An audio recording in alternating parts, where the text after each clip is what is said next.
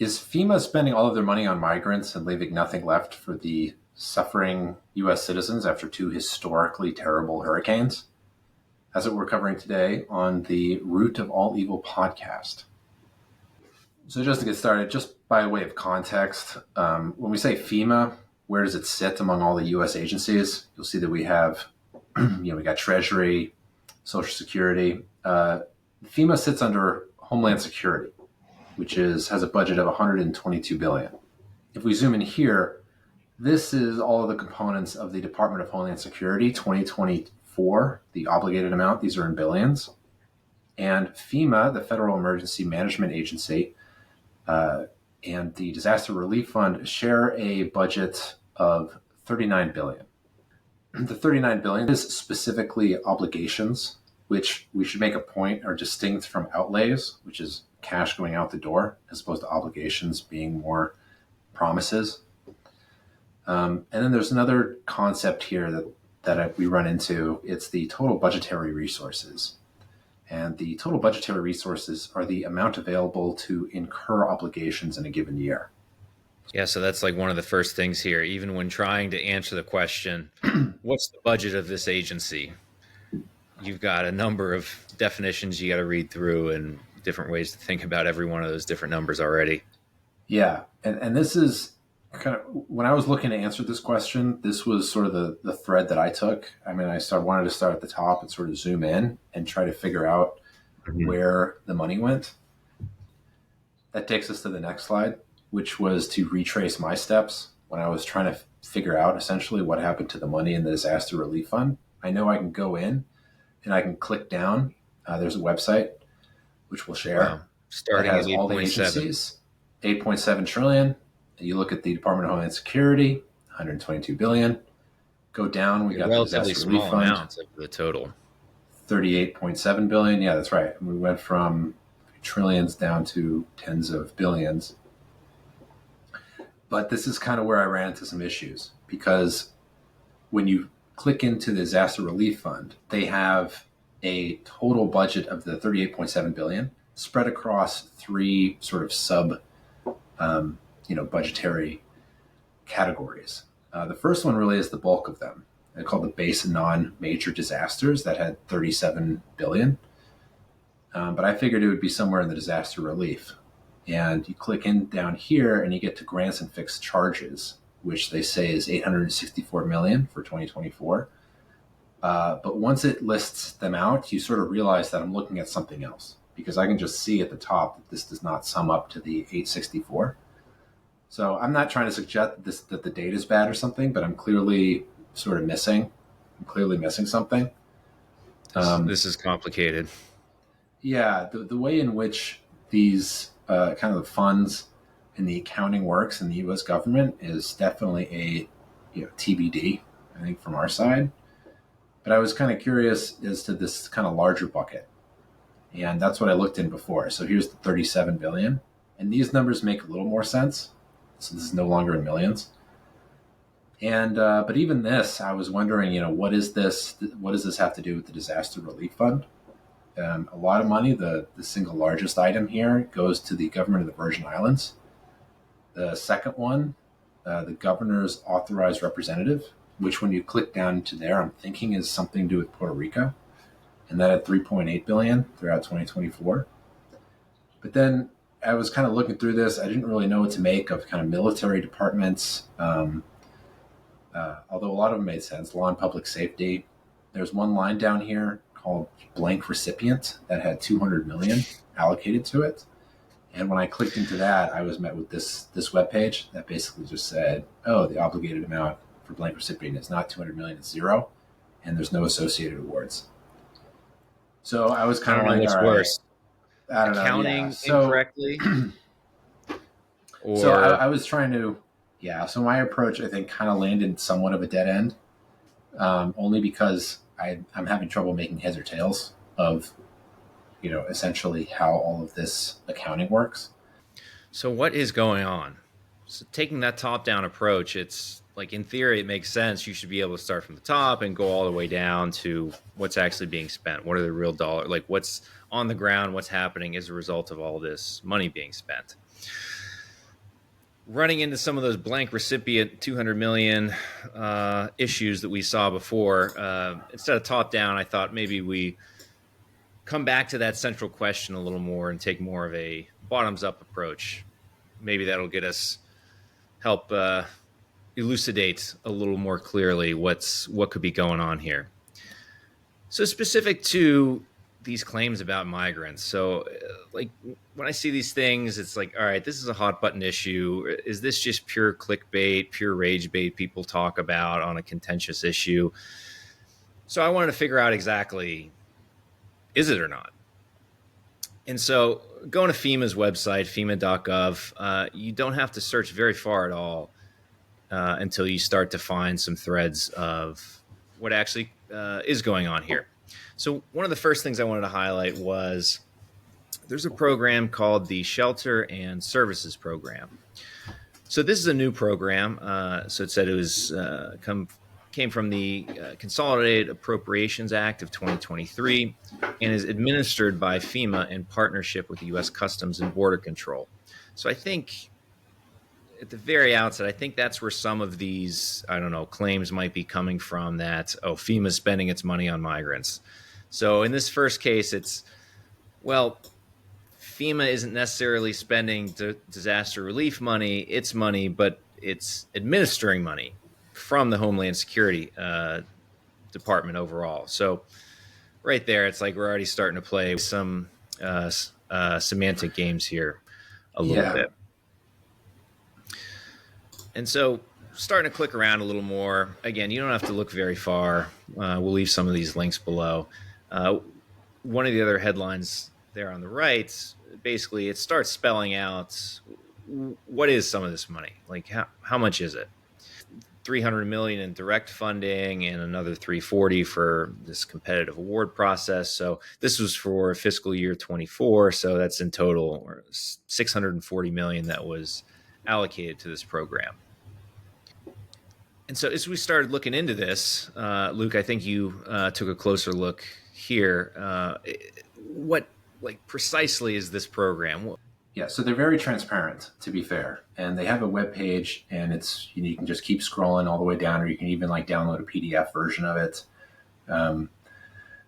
But they just come straight forward, and they tell you that as directed by Congress, SSP, so the Shelter and Services Program, makes federal funds available to enable non-federal entities to offset allowable costs incurred for services associated with non-citizen migrants recently encountered and released by DHS. So that's the Department of Homeland Security. And then they give you a definition of what it means to be encountered and released. And they say it's an apprehension by the U.S. Border Patrol agent or determination of inadmissibility by a CBP officer at a port of entry. Sounds very official. Yeah, it sounds very official. I thought, not to get too much into the language, but I thought non-citizens was an interesting designations for the migrants. Other people might refer to them as illegal immigrants. If this was the 90s, we'd say illegal aliens still. Illegal aliens, perhaps, but they're referring them here as non-citizen migrants, which sounds a bit tautological, but there you have it. So essentially the SSP will provide grants to NGOs or other counties that are doing this work. So they write at the bottom what the objectives are, and they say essentially this funding will be going to temporarily provide shelter, food, transportation, acute medical care, personal hygiene supplies, and labor necessary to provide these services. So farther down, you can also see sort of how they measure success for this program. The performance is measured in the number of meals provided, the number of nights of lodging provided, the number of migrants transported. I thought this was kind of interesting. It sort of provides an incentive in which success is defined by the number of, certainly. For instance, personal hygiene supplies that were given, which has a certain logic to it. Incentives on both sides, really. It's incentives for the agency to spend more. It's like, look at our metrics of success. They're through the roof. We need more funding. And other folks that want to come into the country, it's like, look at all this money everywhere. But again, like one of the things I always try to do is to essentially tie the thread between where the money comes from, how it's allocated, and then what actually happens on the ground. And again, Find the root of that money, if you will. yeah, right. We're starting in the canopy of the tree, and we got to dig down into the root to how it actually hits the ground. And again, to their credit, they're very transparent with where the money is sent. They have in the round one allocation funding, which was $275 million, which was awarded. And there are differences in terms of there's a competitive allocation, and then there's one that is non-competitive. So this is the SSP-A, which I think is the non-competitive round. I was looking through these and I kind of could see, okay, I probably am not going to be able to see where this money goes or how it actually impacts the ground from, say, the New York City Office of Management and Budget. Although, they were given $38 million. Like, who knows? Maybe that's where this funding, and it's a total speculation. I don't, but, there were other earlier headlines about how migrants were getting like debit cards or housing or something. Like maybe that has to do with this program. Right. I don't know. I didn't look into it, but you can kind of see how this money is funneled down. The one that I looked into was this Mission Border Hope, because that just seemed like a very well-defined institution. Interesting. Sounds and sounds very hopeful. If you just dive into the next slide, this is what their website looks like. So they have a mission statement, and they say that we are a nonprofit organization, and this one won I guess $12 million from this program, this SSP program. And it's quite forthcoming. Very religious. They're very forthcoming. I mean, they're not. I mean, they're proud. It's no judgment here. No one's telling they're very lies proud here. of it. So it's a very religious organization. They're here to help people, and they boasted that 300,000 asylum seekers have been helped through this program, and I'm no doubt in part with assistance from the 12 million. So I thought that was interesting. So now we can actually see a connection between where the money is and kind of how it's being used and what it's for. Right. The funding comes from the DHS. It says administered by FEMA. It's all coming from the same source, though. It's hard to say what that means. If it might just mean that they're utilizing the staff, I guess, of FEMA to administer a separate budget column. It's hard to say exactly. But this money was allocated specifically for, they're calling non-citizen migrants. But what about U.S. citizens? So I started looking into that a little bit. So there's a long-standing program around since the 80s from FEMA, the Emergency Food and Shelter Program. And so not to read through this exactly, but just generally speaking, for U.S. citizens, it's to provide aid for the homeless, provide shelter for people that need it for various different reasons. So I started clicking around, and I wanted to see, all right, well, compared to that 600 and some million number that we saw earlier, what does this number look like? What's the funding like for this program in comparison? It's been around for much longer. It's much more mature, I have to assume, since it's been around for longer. Does it have a larger budget if that's the case? So once I started peeling back the next layer, already in some of the front pages on the FEMA sites, there's references to regular EFSP. And so that's what I was then starting to get a little confused about. And then as you keep going here, so there's actually another component that was added on to the ESFP. And formerly, they called it the ESFP-H. And so the -H stands for Humanitarian. And so that's kind of interesting. And so in my research, I started looking around. It's like, all right, well, is this program expanded now because this -H Humanitarian is explicitly noted to provide support and relief for migrants? And so we're seeing this pop up again in presumably an American citizen focused program. And so I started to look at, well, what is this funding? And then on the right-hand panel here, so it started in 2019 with initial funding of $30 million.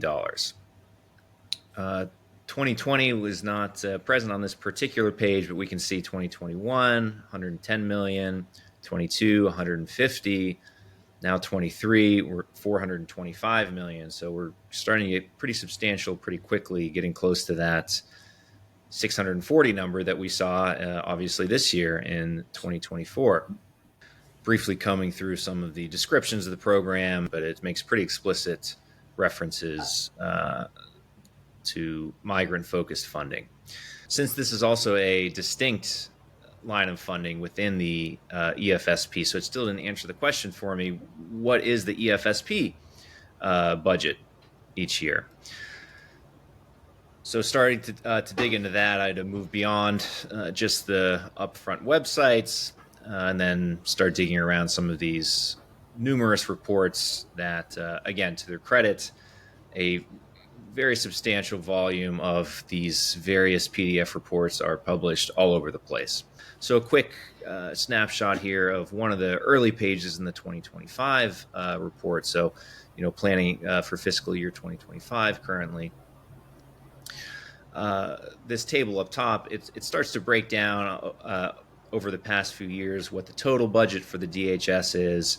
And as Luke was touching on earlier, this distinction between total budget authority versus gross discretionary budget authority versus net discretionary budget authority. So there's all these different ways of looking at it. And so not really having much of any accounting background myself, just in reading through this, I saw that it was the net discretionary number, more or less, that was getting cited in the text. All right, so going from this table up top, I wanted a cleaner way of looking at this data systematically on a year-over-year basis.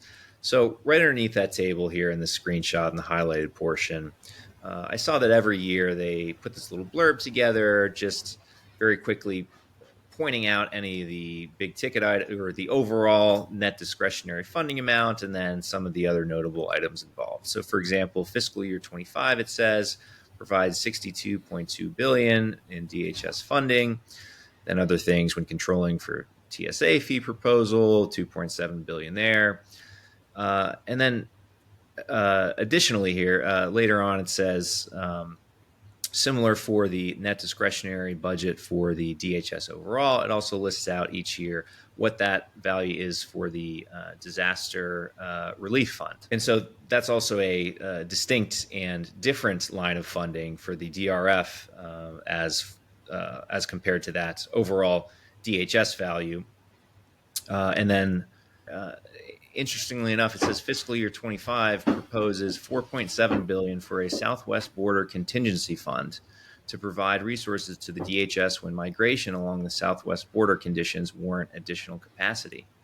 So this is something that was brand new to fiscal year 25, actually, and that's one of the things that seems to be in the theme of what we're talking about here. So that's something that definitely warrants a closer look, and interested to see where that goes as 2025 unfolds.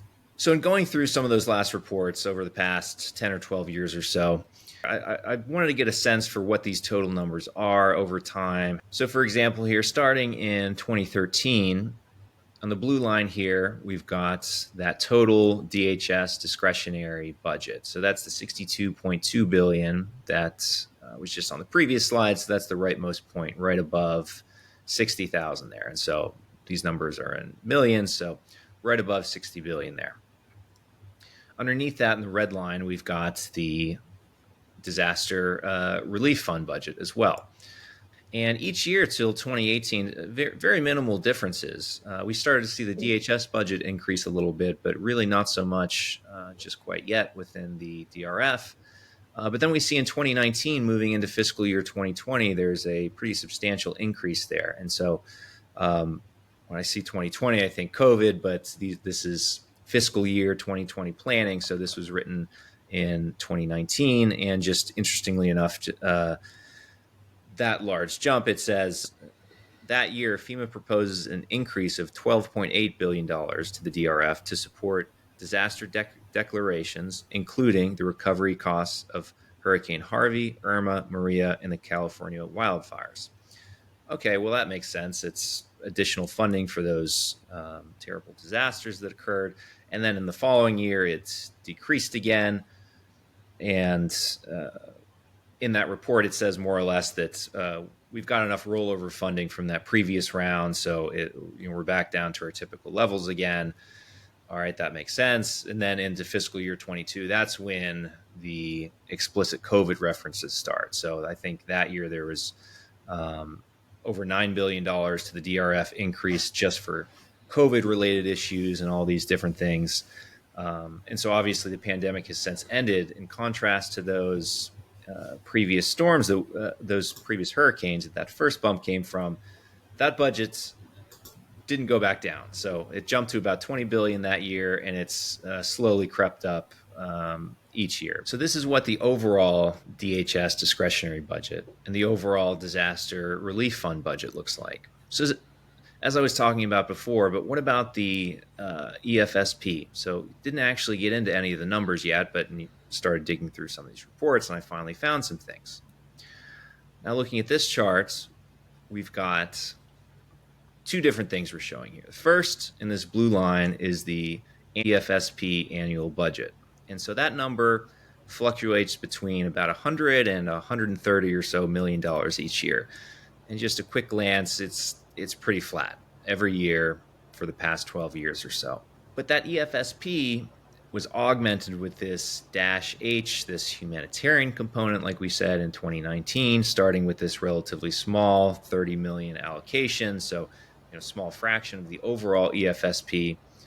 But then even into the second year there, it's nearly the size of the initial program. And as you move into 22 and then 23, and then eventually as that transitions into the supplies and shelter program that we were initially talking about, that 640 million, we see that really just starts to explode.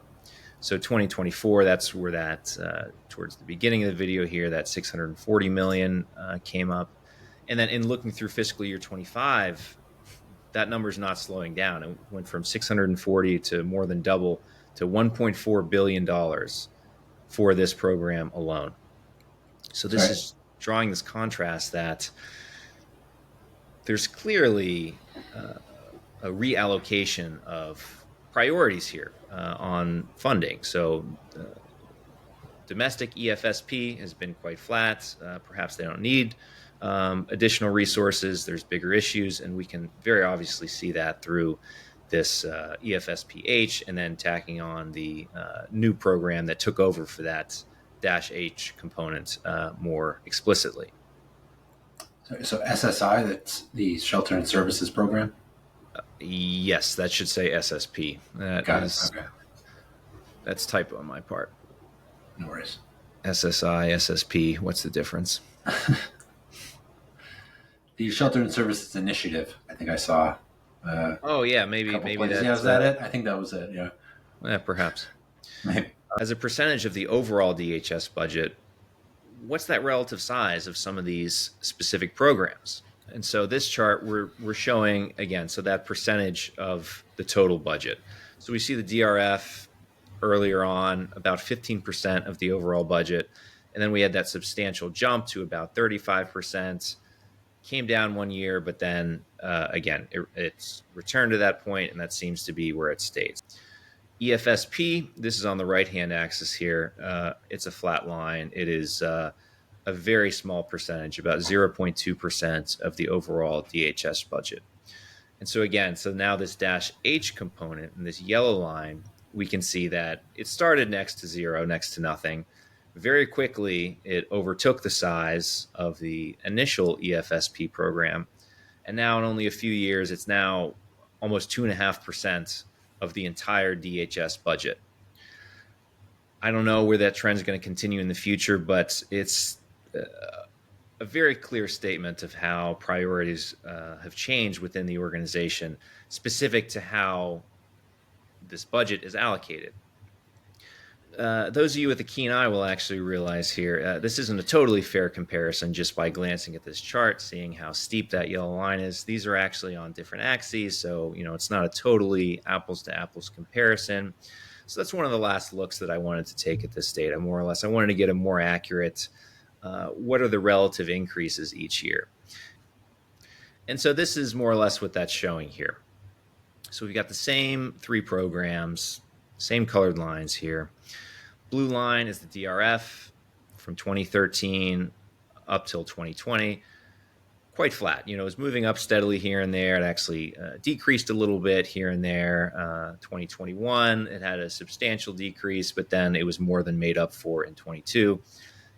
In contrast, we see the EFSP, maybe one of the hardest lines to see there. There's a couple little red dots on the leftmost side of the chart there. There's some years where it was flat year over year and even 120 million, not changing for a few years in a row. So that leaves us with the last program again. So if we string together this EFSP-H as well as the SSP here, we see the most number of tall yellow bars that crucially does not have an offsetting decline in one of the years, like we see in 2021 for the DRF. So consistently over the past few years, we've seen increases of 200% year over year. And, that's starting with a small number. That doesn't mean as much, but years later, 2023, almost another 200% increase. We're already in the hundreds of millions of dollars here. And now 2025, we're over 100% increase going into the next year. So now we're into the billions of dollars already. And so using some of this context, we kind of bring it all back to our initial question up front. Is FEMA spending money on migrants? Technically, no. Technically there are going to be separate ways in which different programs are going to be allocated. And some of them will be administered through FEMA. And they're going to be earmarked for certain tasks. So in that sense, no. FEMA is, it's not out of money. And it's not as though they're using the hurricane money for migrants. Now, that said, I think the thread of truth, perhaps, that is coming through in, say, the New York Post headline, some of the other scandalous headlines saying that these agencies are using their money for migrants and not for the people. The thread of truth there is the fact that, as Joe had demonstrated, there are programs that are explicitly meant for, they're calling non-citizen migrants, that are also administered through FEMA, the same people that administer the disaster relief fund. And so I think there's a good conversation to be had around if that's a good use of funds, for instance. But irregardless, technically, they are different. Yeah, so FEMA is not explicitly spending their funds, but its parent agency is clearly allocating significant sums of money to this effort. So what that really means, and it's significantly growing. Right. So, I think there's a reason for, there's some truth in all of these headlines. As is usually the case, there is some thread of truth, but I think they might mask the overall context, which hopefully we shed some light on here today, as we understand it. This is also, well, yes, searching for that thread of truth, but I might even go as far as to say we're looking for the root of this truth here. Right. Exactly. Yeah. So, we started up at the canopy and then we kind of just go down all the way to the root to see where where the root hits the dirt, so to speak. And so hopefully that provides a little bit more context. Where that root hits the dirt. Root of All Evil podcast. That's right. Yeah. Tune in next time for some more, root data analysis as to, there's a lot of junk that gets spewed around in, on X or through these headlines and stuff, that there's grains of truth in there, but the whole context is much more complicated. And if you want to kind of understand that, which is what we do, this is why we do this, then, hopefully we'll see you here next week and we'll dive into the next, batch of allegations that get tossed around. Can't wait. Yep.